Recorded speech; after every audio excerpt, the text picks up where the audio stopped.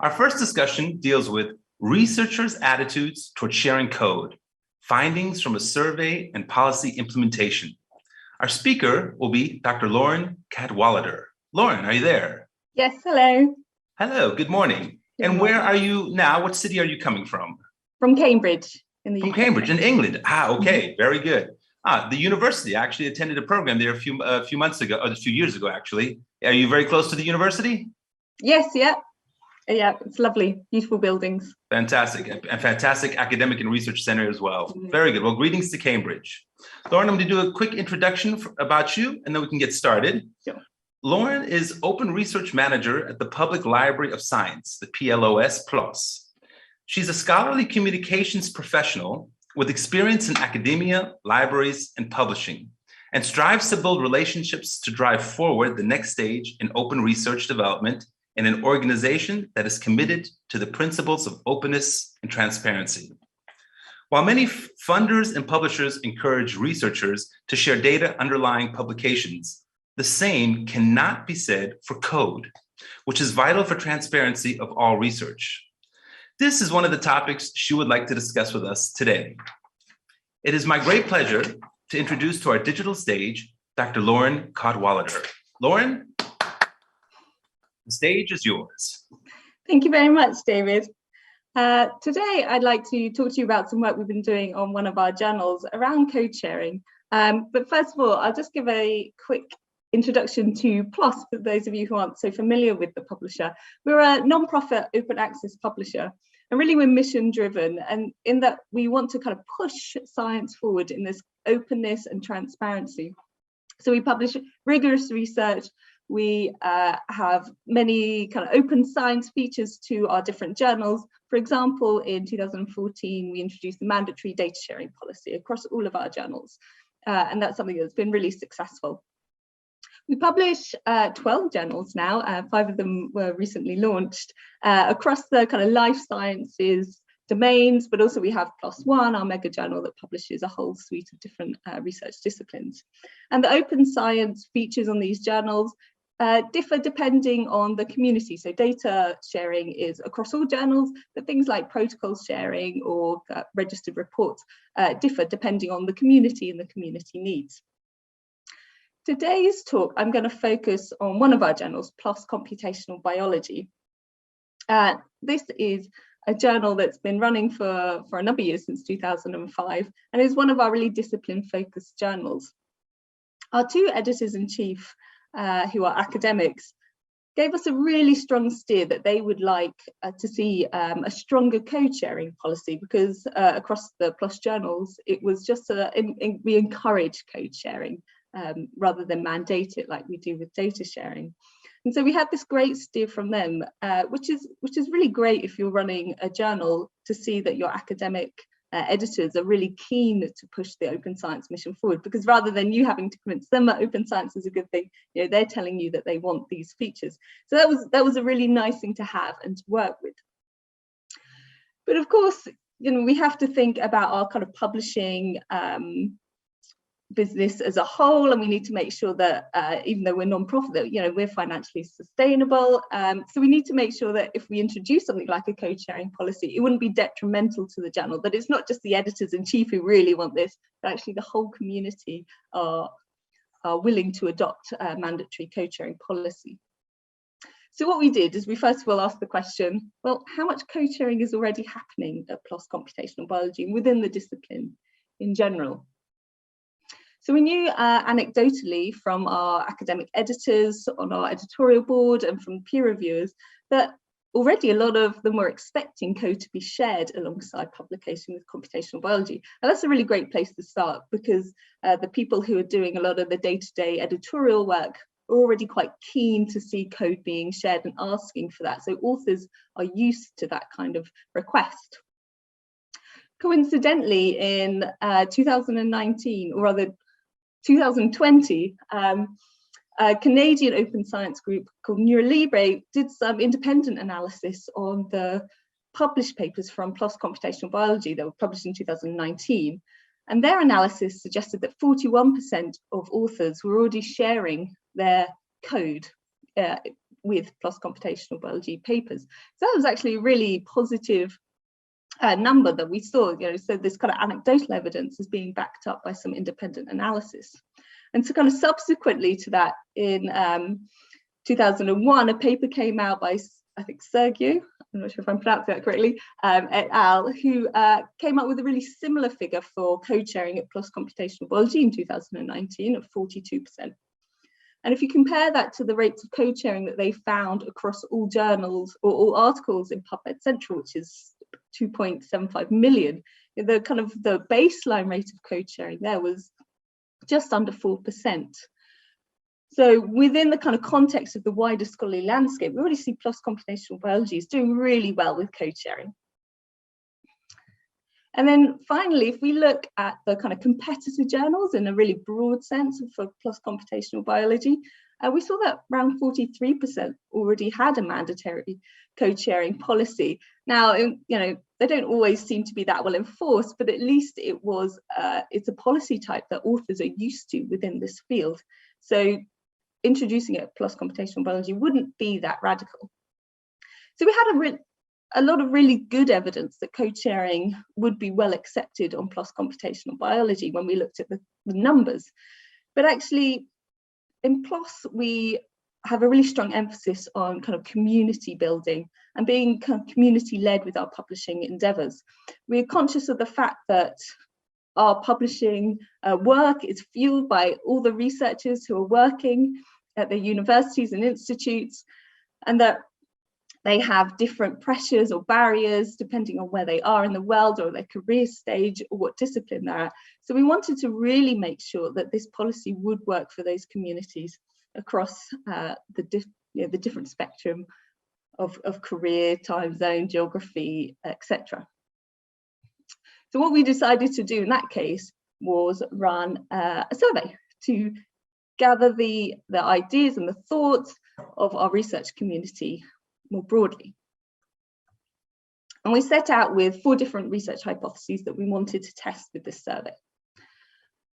So first of all, that mandating code sharing at the journal would increase the amount of code shared. That's a fairly important one. We needed to make sure that that 41% that was already being shared wasn't actually the maximum number of amount of code that could be shared, but actually we could increase that.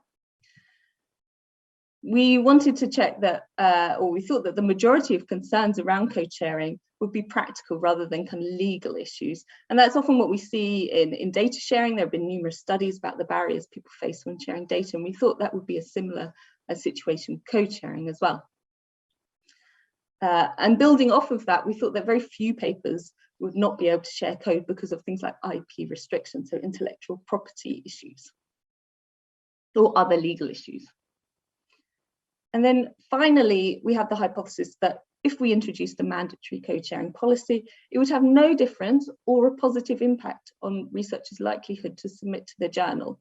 And we wanted to see either no difference or a positive impact because often when you ask people to predict their future behaviour, they're overly optimistic or positive about what their behaviour would be. So we really wanted to hopefully see a positive impact, because even if people are being positive, then if you scale that back a little bit, hopefully they'll go to no difference, and that we wouldn't see a kind of negative view or likelihood in the actuality when it came to implementing a policy.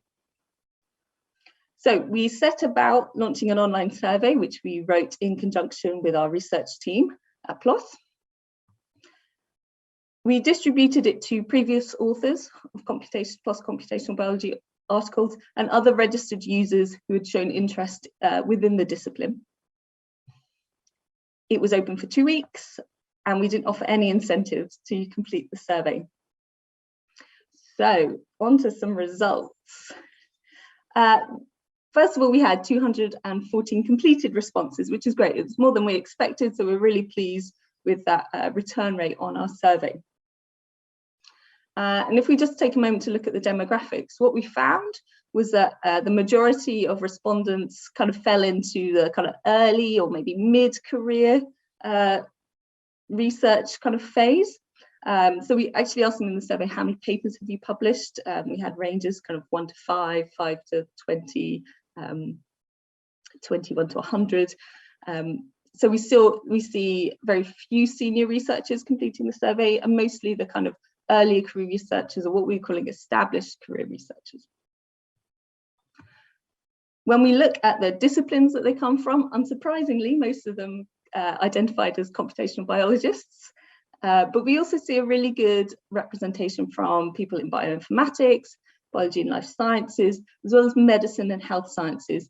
And then there's a number of other individuals from different disciplines, but all those cohorts are relatively small. And then finally, we asked where they're working in the world, and the vast majority of respondents came from Europe and North America, with very kind of minimal representation from other areas of the world. And this is somewhat unsurprising because the survey was sent to previous authors, and the majority of previous authors at computational biology are from Europe and North America. So this is really reflecting the people we have published already. So one of the first things we asked them was, how much code do you generate? So in order to work out how much code could be shared, we need to know how much they're generating in the first place. So we asked them, for your previously published papers, what percentage of those did you generate code for? And we had a whole kind of range of answers, from kind of, less than 20% all the way up to 100% of papers are generating code. And we look at the mean of that, it's 71% of papers that the respondents are writing generate code. And then we ask them, for those papers that are generating code, what percentage of them can you not, or have you not shared the data for? And so again, we got a whole range of response, and it's really, I think, pleasing to see that we had quite a lot in the 0% of papers were not sharing code, so they were all of those papers were sharing code. But actually, we had a whole range again of people responding about the percentage of their papers where they're not sharing code, and the mean value for that was 32%. So if we look at all of the papers that the journal might publish, and we take these mean values, 71% are generating code and 32% aren't sharing code, but actually perhaps they could share that code, we come up with a figure of around, I think it's something like 23% of papers could share code that haven't been currently sharing code. So if we think back to hypothesis 1, mandating code sharing would increase the amount of code shared, we say, okay, that's valid. We've found that there is a corpus of papers that could be sharing code that isn't currently sharing code. So we were happy that we would be able to meet an increase in code sharing with a policy. So we then asked, for those papers you didn't share code, why didn't you share code? And I think a lot of these reasons will be unsurprising to those of you who have looked at barriers towards sharing research outputs in the past. A lot of them are very similar to the barriers we see with data sharing. It takes too much time, I don't have the ability, I might lose publication opportunities, those kind of issues that we commonly hear around reasons for not sharing. But if we think about it in the terms of our hypotheses, the second one was the majority of concerns would be practical rather than legal issues. And I think that holds true. So, the highest response was it takes too much time to prepare code, and other common responses were concerned with my abilities to prepare the code for sharing, or system and software dependencies create a problem for code sharing. And these are all issues that we regard to be kind of a practical, or maybe cultural, or even possibly technological barrier that, with the right support, we could help researchers overcome. So the kind of one thing to note was that actually there are reasons why people don't share, and they are genuine reasons, and we need to make sure that we adequately support researchers to overcome these barriers. The third hypothesis that I presented earlier was that few papers would not be able to share code publicly due to IP or legal restrictions. And actually, when we look at the specific option around the need to protect intellectual property, we see that actually that's somewhere around the 22% mark. And that was higher than we were expecting. So we do have a fairly significant chunk of research that actually might have IP issues that we need to consider when we're writing a policy. We need to make sure that we are not excluding people who have kind of legal, contractual reasons for why they can't share that data. So that was a kind of interesting point for us to take away. We asked researchers then about their likelihood to submit. So if PLOS Computational Biology introduced a mandatory code sharing policy, how would this affect your likelihood to submit to the journal? And there was a 5-point scale from I'd be a lot less likely to submit to I'd be a lot more likely to submit. And what we did was we scored these answers, and then we took the average of those scores for different segments to look at the likelihood for our different cohorts. And again, just as a reminder, our hypothesis was that the policy would have no difference or a positive impact on the likelihood to submit. So we really want to see in the mean values a kind of a positive number. So if we looked at all respondents, we see that our mean value was 0.21, which is great. That's a positive number. And even when we look at it in terms of the confidence interval, we see that that's still positive. I mean, it's only just positive, but that's great because we want to see no difference or a positive impact and likelihood to submit. So that was really encouraging. If we break it down by discipline, we see actually a slight worrying outcome for our medicine and health scientists. So they overall gave a negative likelihood. It's only just kind of negative, but still in the 95% confidence interval, it remains kind of below 0. So that indicated to us that actually medicine and health scientists would be kind of put off from submitting to our journal if we didn't present the policy in the right way for them. But also I think it's worth remembering that actually the medicine and health scientists were a really small demographic within our survey. So they made up just 7% of respondents, whereas computational biology, bioinformatics, biology and life sciences together make up about 3/4 of the respondents, and they all had positive responses to the policy, or or ones that are only just verging on negative if you look at the 95% confidence intervals. So that we were happy with the outcome of this question, that there was a good chance that the policy would kind of increase people's likelihood to submit, or at least it wouldn't deter people from submitting to our journal. And I just want to share one other graph that I particularly like, and that's if we look at the likelihood to submit broken down by career or number of papers published, which we're using as a proxy for career stage here. So what we see is that people who have published the fewest papers are the most likely, or a lot more likely, to submit to PLOS Computational Biology if we implement this policy. And actually, as the number of papers goes up, the kind of the negative reaction towards a mandatory policy goes up as well. But I think it's important to remember that our cohort that published 100+ papers was actually very small.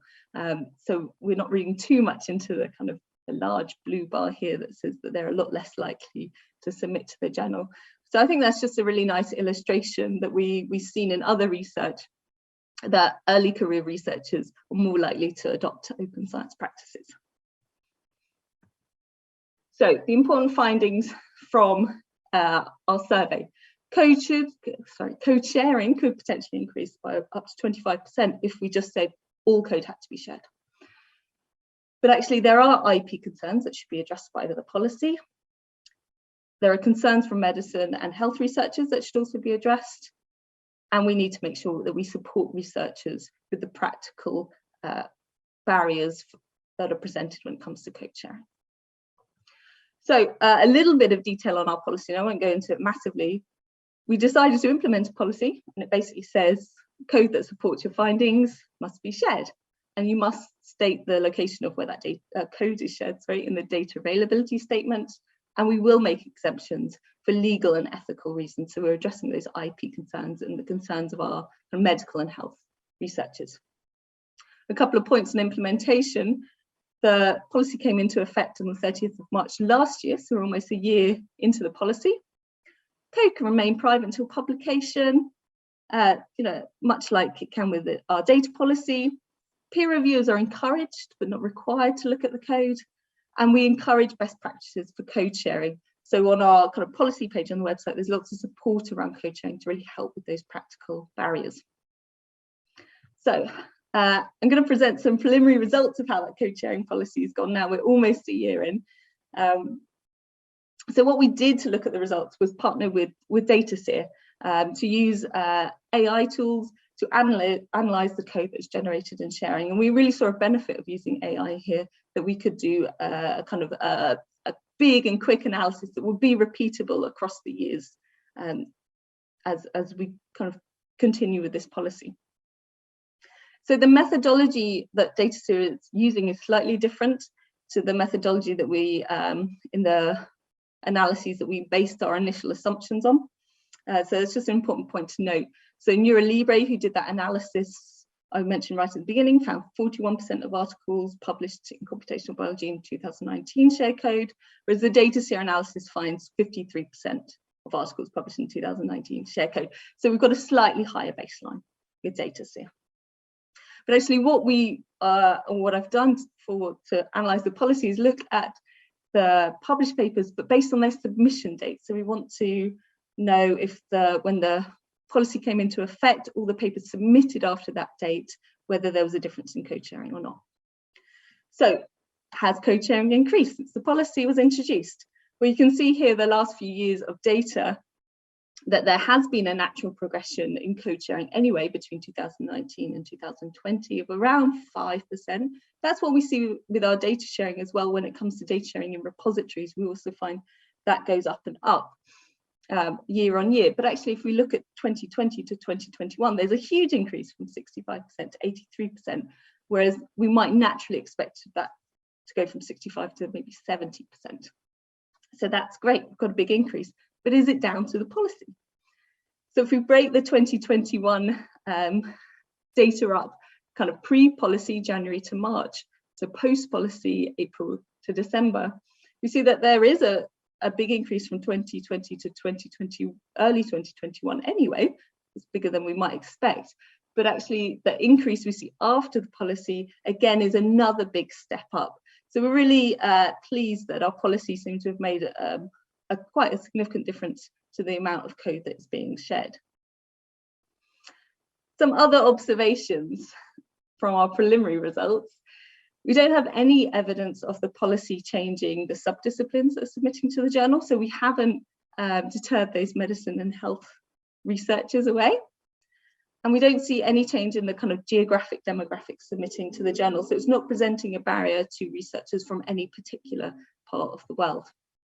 We don't really have any reported issues from editorial staff. It's almost too quiet on their side of the work. I've asked about exemption requests, queries, difficult authors, nothing. It's all been very smooth sailing, which is great.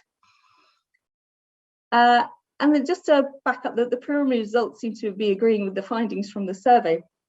Although we have 88% of people sharing code, which is higher than the kind of 71% we thought were generating code, you know, we are seeing that increase. So we're seeing some differences in kind of what people said they did in terms of generating code, but at least we're seeing people are sharing code like we thought they would, and that people are overcoming those barriers, and that no one's been deterred from submitting to the journal. And then finally, the policy's been really well received by the community. Just have a look on Twitter, there's lots of positive remarks about the policy, which is always really nice to hear, and again, supports those findings in the survey that people would be happy to adopt this. So finally, just to let you know that we've written up a preprint of the survey and the results, which is available on OSF. The accompanying data set is on Figshare, and here's a link to the policy itself if you'd like more information. And with that, I'll leave it there. Thank you very much. Thank you very much, Lauren. Very interesting presentation. Before we begin, I wanted to just remind everyone, please feel free to submit questions for Lauren. We have two options, as we have in the past. That is one through our QR code, which we see here blended underneath. Thank you very much. And the second, of course, on the Q&A tool. And I had one quick question before we get to our participants' question. So you have over 70% that have taken it in, which is successful. But the most common reasons for not sharing code, where you mentioned anything from lack of time to intellectual property concerns, so I'm guessing also just trust. So just real briefly, when someone comes to you a little bit skeptical, what is the 1 or 2 sentences you use to kind of convince them to say that this is okay to do? We talk about the benefits of sharing code and the transparency around open science, so that how you can work to push science forward by sharing your code. And actually that if people see that you're sharing your code, they're more likely to trust it. Even if they don't go in and look at the code, they just get a sense that the research is more trustworthy, because you're willing to be open and transparent with your work. And actually we reassure them that it's okay if it's messy code. People in the community accept that it's never going to be perfect, and that it's better to put things out and share there. And actually maybe someone will spot a bug in your code and you'll have collaboration opportunities, and you can improve that work or extend work, and it will bring other opportunities to you. Okay, great. Well, wonderful. Thank you. Let me see. I have our first question from our participants. We can blend it in here. Which concrete offers did you make to researchers in order to avoid or reduce the potential barriers identified in the survey? So I guess, I'm not sure I describe them as concrete offers, but what we've done in the policy is that we've left it really open in terms of how people share their code. So we haven't mandated that code must be shared here and you must do this and you must do that. We've really said that you must share your code. The location is up to you, but we really very strongly encourage it goes in an open access repository, and we call out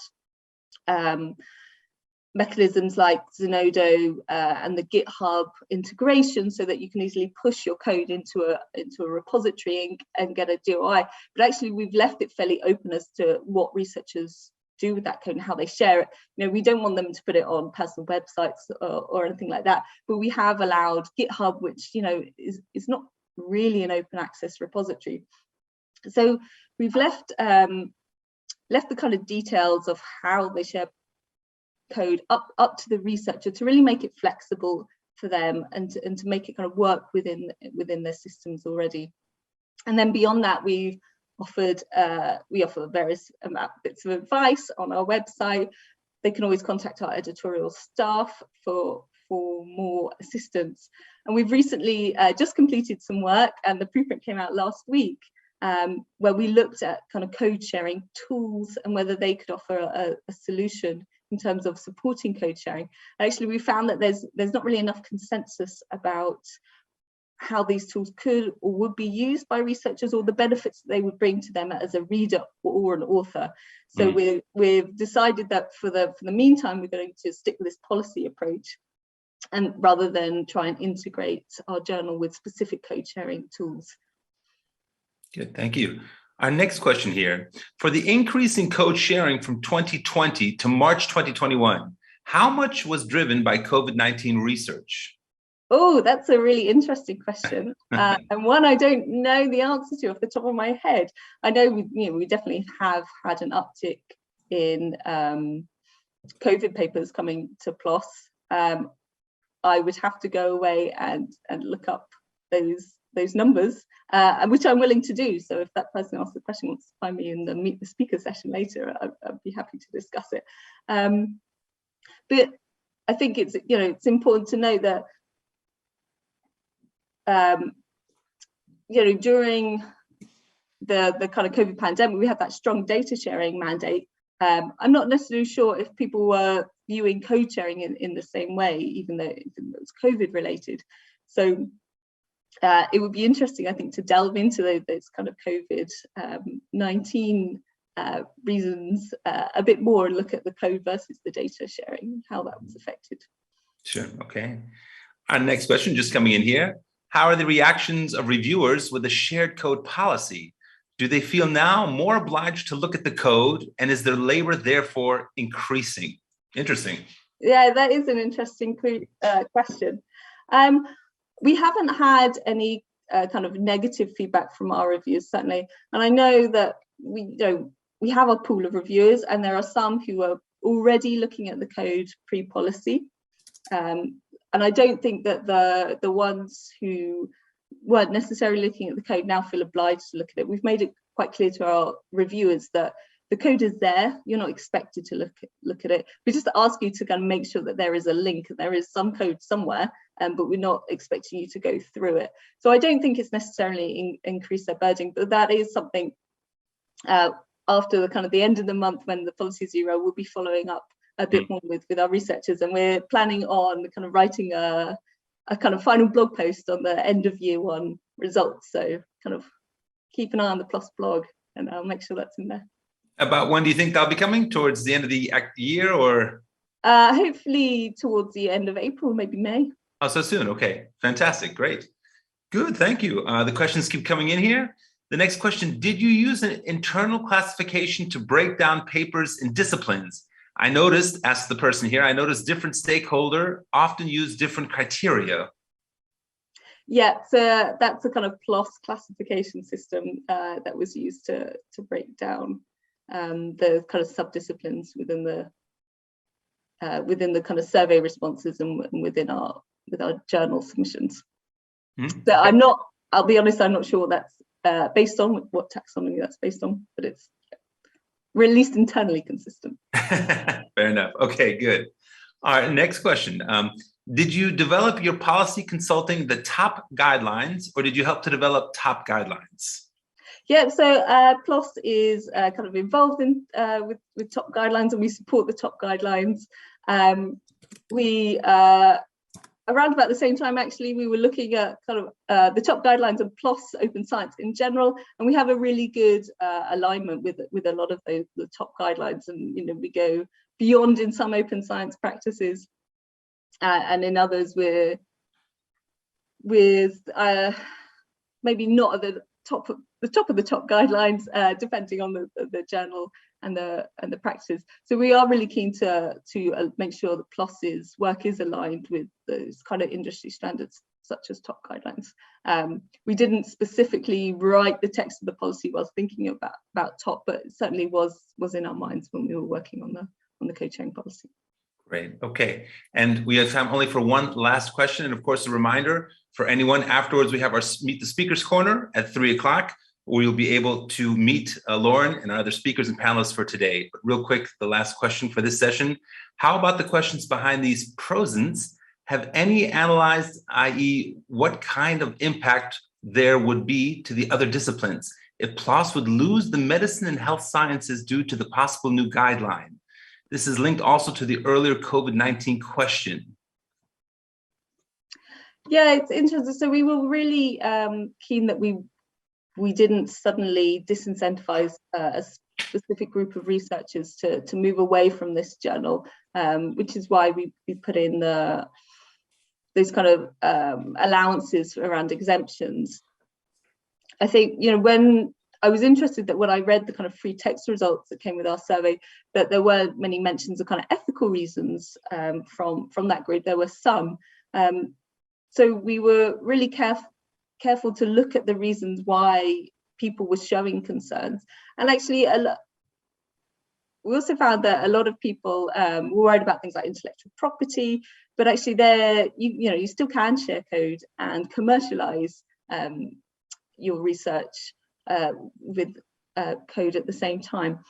And also from my library experience, I found that a lot of researchers will raise intellectual property concerns as a reason for not sharing. But actually, when you ask them what the intellectual property rules are at their institution, they don't actually really know or fully understand them. So I suspect that there's a lot of people who are worried about breaking kind of rules, but don't necessarily know the full details of those. So we decided that we would kind of go ahead with the policy and tackle people who came to us with concerns and really discuss them in depth with them. Anyway, that hasn't happened. What I would say is that as we go forward in PLOS and we think about potentially rolling this policy out to other journals and other communities, we will really look carefully into those specific communities. Again, that we don't want to implement a policy that works in one journal and another one if it's not going to work for that community. So we are conscious that different communities, different subdisciplines do have different issues, different barriers, different attitudes towards things like code sharing. So we would be quite careful to really understand those specific situations. Again, make sure that it does work, especially for other journals that might be publishing a kind of larger body of things like medicine and health science papers. Great. Thank you very much. And let me take a moment now just to thank you for this fantastic discussion and the Q&A round. Dr. Lauren Cadwallader, a virtual applause to you. Thank you very much. And we will be seeing you later for those interested in the Speaker's Corner at 3 o'clock German time, Central European time. Thank you very much and see you later. Thank you.